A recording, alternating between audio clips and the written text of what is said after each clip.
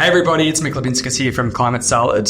We're here for another chat with an Australian company building out incredible climate solutions for the world.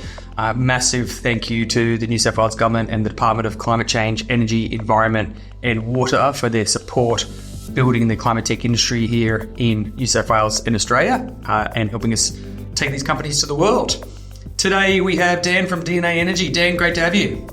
Thanks, Mick. Likewise, good to be here. And Dan, we've known each other for a while now. We've seen the company really develop and grow. We've been on at least a couple of major events and some trade missions. But for those who obviously don't know what you do in the story, let's start with the basics. Give us the DNA Energy pitch.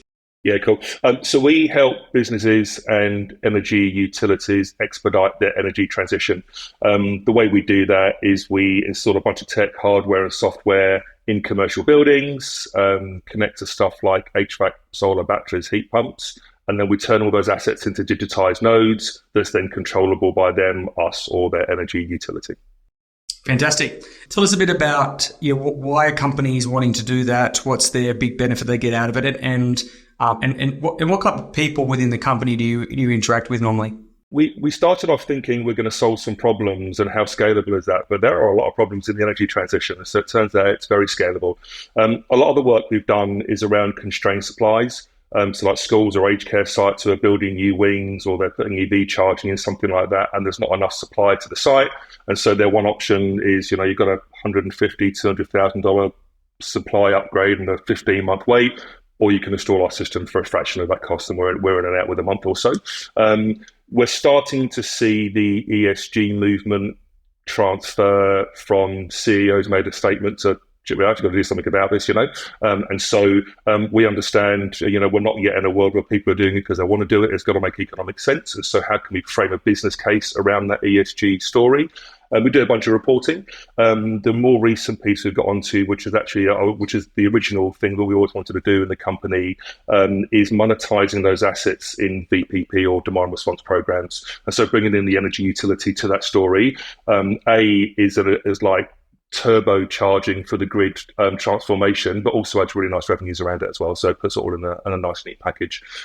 The people we deal with across the facilities, finance, sustainability are always stakeholders.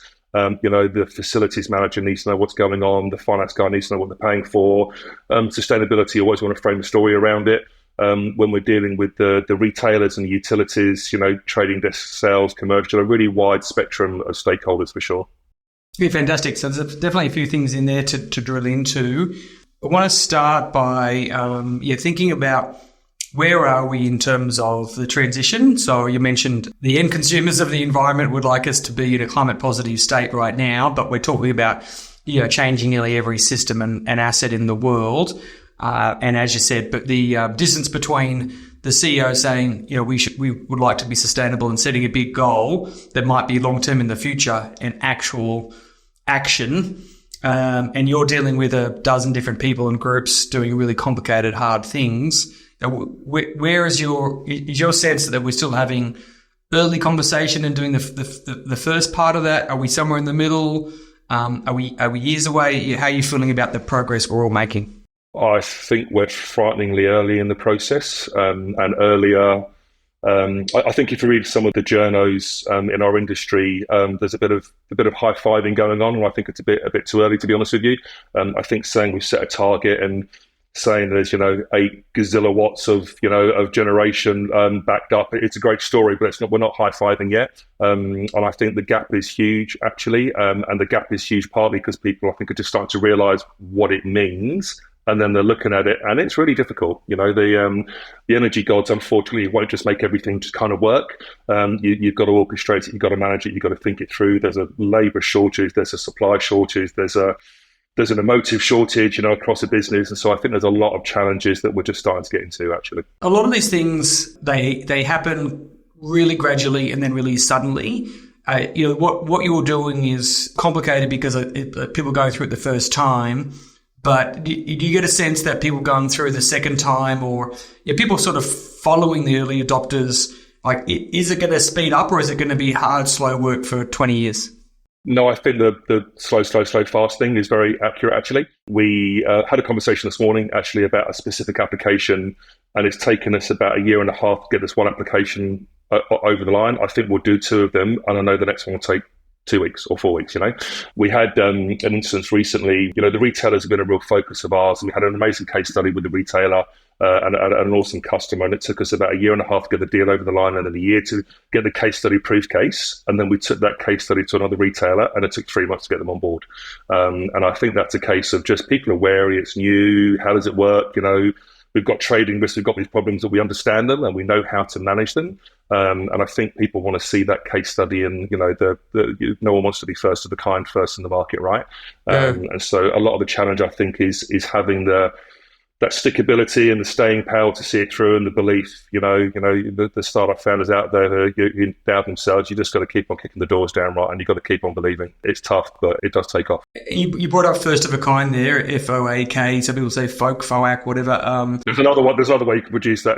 You can say there if you're a founder as well, isn't there? Yeah. That's true. That's true. It depends where you are on the emotional roller coaster on any particular day. I share that as well. So it is. It's really interesting that it's obviously been around a lot in other big technology infrastructure, but it's particularly, I think, climate. It is a big factor, and it goes towards that point you said about the timing and the pressure of the CEO going, we've said stuff, now we have to do stuff. And can you talk a bit about, like, from I think in the sense of the economic benefit, because obviously if you can go to someone and say, we just save you millions of dollars a year, and it's easy and obvious. You'd think that you get lots of customers, but it's not necessarily that easy. But can you tell us about, like, what's driving either the increased demand for conversations and solutions, or the increased economic benefit? Like, what's driving it to be a better proposition? I think the complexity of what companies are doing is a big driver. People want to get more efficient stuff. They want to look at EVs. Their mate works for a company that got solar, and they're looking at batteries, and the pressure to do that is increasing rapidly every day. It's really exponential, to be honest with you. But it's complicated. It's really hard. You don't just buy a battery and it works, and you don't just say, I want to get some EVs and install them, and they charge you, make money out of it. It's not that simple. And so I think the way the industry is going is putting a lot of pressure on that, and that's unearthing a lot of these challenges which require the solutions. It's a dollar conversation. That's what it always comes down to, right? You can dress it up however you want. It always comes down to the buck. And there's one or two companies, I think, who would genuinely want to do it, and they're willing to take a risk. But most companies just either want to be seen to do it, or there's pressure to do it, or they think it's a really cool idea, but it's got to be cash positive, not even cash neutral. You've got to make money from it. And for DNA Energy, is this, you mentioned the first one taking a long time, the second one might take 2 weeks.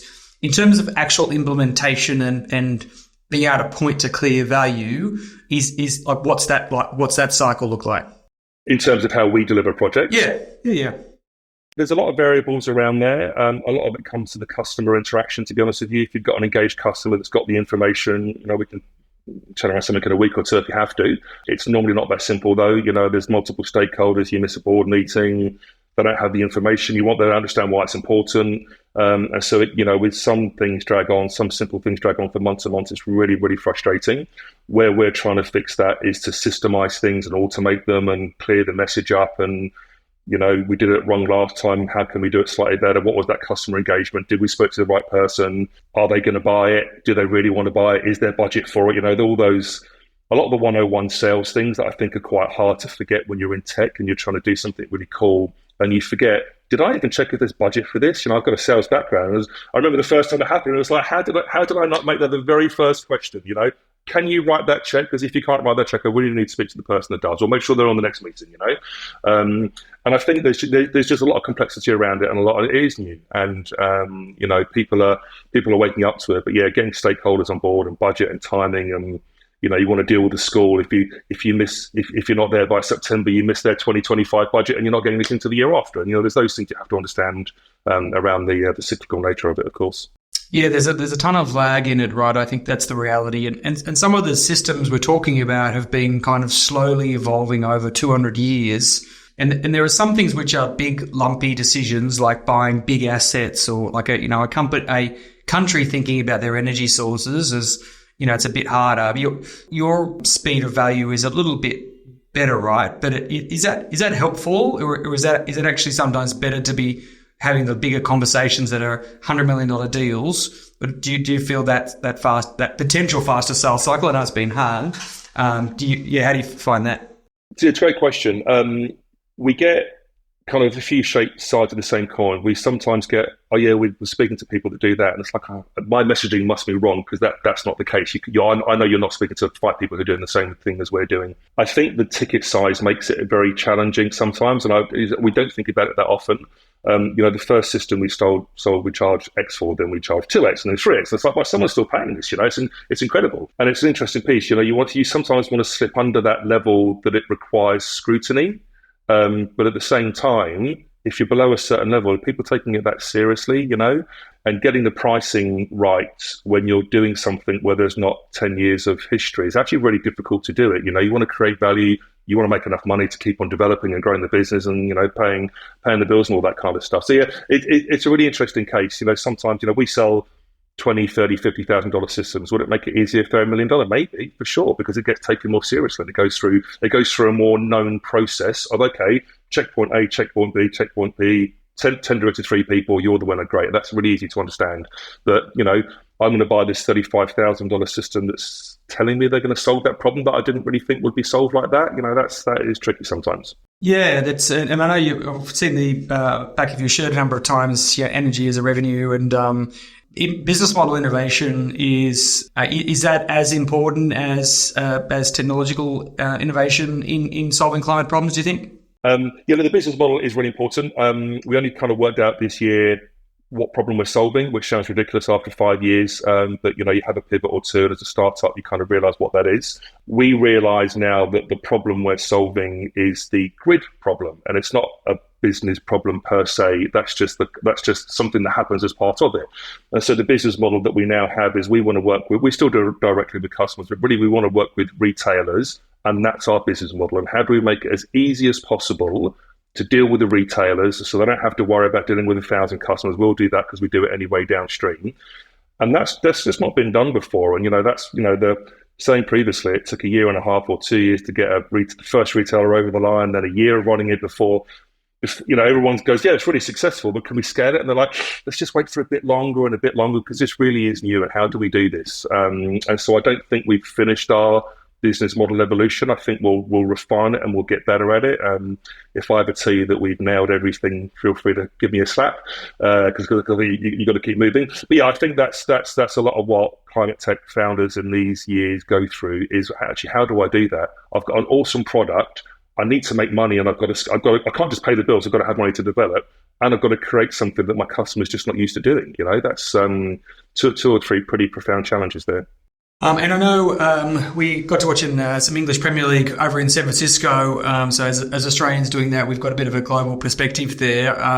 Can you tell us a bit about how you see the different markets around the world and how are they responding to the DNA product differently? Yeah, I'm going to preface it by saying that the best advice I've heard about going global is in the Climate Salad Going Global program, specifically around don't hone your model locally and then wait till it's perfect to take it overseas because you'll change it. And conceptually, we kind of knew that. And I heard it a lot this year from yourself and other people in the cohort. And it really makes sense. We're looking at the US market. And although we will actually have a slight product change, but the business model is completely different because the industry is different there. Same language, there's electrons, there's transmission, distribution, and retail. You think it will be the same. It really, how we apply ourselves is completely different. We're looking at it's kind of scrambling my brain, but the US, the UK market as well. And people keep saying you should look at the UK market. There's a lot of opportunity. There's a lot of stuff in Malaysia and Vietnam that's really, really exciting. And they've got so many nuances for the same product. We want to control stuff. We want to control electrons. It should be the same everywhere. But yeah, I feel that if you're looking at a new market, you pretty much got to start from scratch. Know what you do, know what your strengths are. But I think if you're not going to the trade shows, you're not meeting people, you're not having 50 calls a month and speaking to those people, speaking to suppliers, speaking to the customers, speaking to maybe partners, maybe frenemies, I think you've got to build that picture. It's taken us 1.5 years, I'd say, maybe a bit more scope in the US to really understand what our place is there and how we really smash it. Take any less than that. If you have hardware particularly, I think if you take any less than that, then you're probably doing yourself a disservice. And that recent trip to San Francisco for the Verge event, we had a massive week of activities. Any particular surprises or insights that you got from that trip that particularly influenced the work you're doing at DNA? We had a doubling down, really, of a lot of things. A lot of them was basic human stuff that you often forget. Face-to-face meetings worth a million phone calls. Sometimes it's an infinite amount of phone calls because you might just never get that piece. I think I'm going to be a bit cheesy about it. Being around the cohort and being around other startup founders, and then adding on, we're in a different country. There's a lot of security and familiarity around it that I think is really, really important. I got to have a one-on-one chat with a CEO of one of our target customers in what I now know is 100% going to be our business model in the US. And so things like that were just really, really exciting. I've probably been there enough recently that the insights we probably had a trip or two ago, but it was a great opportunity to go there and take all those learnings and go, right, I'm really confident now what we're going to do. We're going to stop searching for the model, and I'm going to try and apply the model.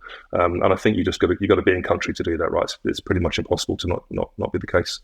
Yeah, the two really big hypotheses we had is going early, and it's actually, I think, significantly harder for hardware companies because it's just you need a place where to go and build your product, but then deployment is a whole other story, right? I think that's that is really, really key, and then actually just being able to spend the time. And it was a big topic of conversation about for Australian companies is like, can you do the old SaaS model and stay in Australia and ship it around the world, or do you need someone in country? And yeah, I think it's I think that the consensus was that depending on your model, but most people are going to have someone in country or someone spending at least half of the year there. So was that your sense as well after a couple of trips? Scarily was the first trip, and yeah, each time I go there, it's the same. We've got a guy now in the US who's working on behalf of us on a contract basis, which is kind of our first toe in the water. By complete awesome chance, I think we're about to get our first pilot. Touch wood, in the same city as the guy works. It's just turned out very fortuitously. But to scale it, someone's got to be there. The cost. I haven't looked at other countries, but the cost in the US and the risk of hiring a country manager that's not already in your world it's unreasonable. It's just not palatable, to be honest with you. It'd be cheaper for me to fly over every other month, to be honest with you, and stay in a nice hotel than it would be to hire an in-country person. And then the risk factors and the uncertainty and all that kind of scary stuff as a startup. You just got to be there. There's no way around it. Yeah, interesting. You mentioned as well in terms of frenemies, it's in in the climate side, we have over 700 companies, and obviously there's not 700 completely different businesses with different approaches. Can you talk about in terms of and you've been in business for a while, in doing other things, like how do you find the industry in terms of collaboration and working together, and any good stories to share about working with other companies building solutions? I think as long as everyone's got their big boys pants on, I think it can work really well. There's one or two companies, in the current climate solar cohort who really, they don't do what we do, but it's close enough. And to the untrained eye and the untrained customer in particular, they might think, you guys sound, you kind of feel a little, doing it different, but you feel like the same kind of outcome.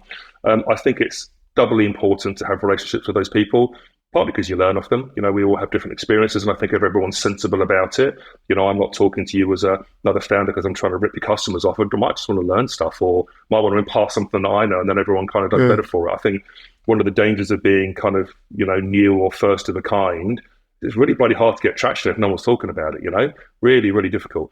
And so the more people that do it, if you back yourself to do well, there's more than enough food to go around, right? Absolutely. Probably the best example of where it's worked out well was in the Climate Salad event this week, talking to a co-founder who I've chatted with before. I've got huge respect for their product. It's an amazing product. Very small crossover with what we do, an absolute crossover, but really not much. Just great guy, great founder, great company. Been to the office, seen the product, it's amazing. And we were talking about jobs that we're pitching for. And he said, I'm pitching for this job, so I actually think DNA could do part of the job. And I'm thinking, we've got one. I think you could probably fill the piece as well. And it was the same tender. And I think we're one of two on the tender. And so we're potentially looking to collaborate on that. And rather than be one of two, why don't you be two of two? And that's the kind of piece that I think that you would unlikely find in another industry. I can't imagine two banks or two recruitment companies or two Googles thinking, I want to buddy up with you because I think A, will deliver an awesome product to the customer. B, you never know what's going to happen. So let's just make sure we win the damn business, right? And so I can't think of many industries where you get. I can't imagine BMW and Mercedes collaborating to try and do something, or Androids and OS. So I think it's a real kind of unique industry in that respect. The power of the cohort is strong. Dan, it's been an incredible year. It's been really great to see how far you've come. Tell us what's coming up next. What's 2025 look like? Busy, which is awesome. We're going to really focus on this retailer piece. For us, the energy retailers and maybe the DNSPs in Australia are a big focus. We've cracked the nut of how to deal with them, and we understand a lot more nuances than we did previously around how they want to interact with us and companies like us. And so that's our key focus. We've got a bunch of customers that we've got that want to do more business that we're absolutely going to service. But I think bringing those retailers into the conversation just makes so much more sense. It makes it more valid for us. The revenues are insane in some cases, to be honest with you. And we make a genuine difference to the businesses, but to the energy transition. And I genuinely believe that what we're doing at scale makes a difference. The overseas piece is very important to us. I do hope and believe that we're about to get this pilot, which will be pretty exciting in the US, which is with a big brand name that will be a fantastic arrival place for us, a great line in the sand and a beachhead. Those will be the two key focuses. Noting you never know what's around the corner, and things happen. Hopefully, more great things than not great things. But that is the focus for 2025 for sure. Fantastic. And how do you think about building your team? Like, are you investing for growth? Is it step by step? Is it just finding great people and building them around you? Any thoughts on team strategy? Yeah, really challenging to get that right. We're very much of the belief of get the people when you need them. Don't get the people and plan for success. I think there's a lot of companies, particularly tech companies and loosely in our space, that have done really badly in that. They've thought, great, we're going to do this great thing. We're going to hire 20 devs or 20 somethings, and then the business just doesn't come, and you've got this, suffocating OPEX every month. You've been a founder yourself, making what it's like when monthly pay cycles come around. It's terrifying sometimes. I think a lot of companies have maybe ambitiously made some poor choices there. We've got an amazing team working for us. We've made one or two hires that haven't quite worked out for various reasons, but we've got a really strong team. We've got capacity to do more, which is exciting. We always took the belief of systemize and automate and process improvement before you hire someone. Where can we shave half the headcount? We've always taken that view. We're a tech company. It'd be crazy if we didn't, to be honest with you. And so, literally every day, Darren, my co-founder, and I have a conversation around something, around how we can do it better. What can we do?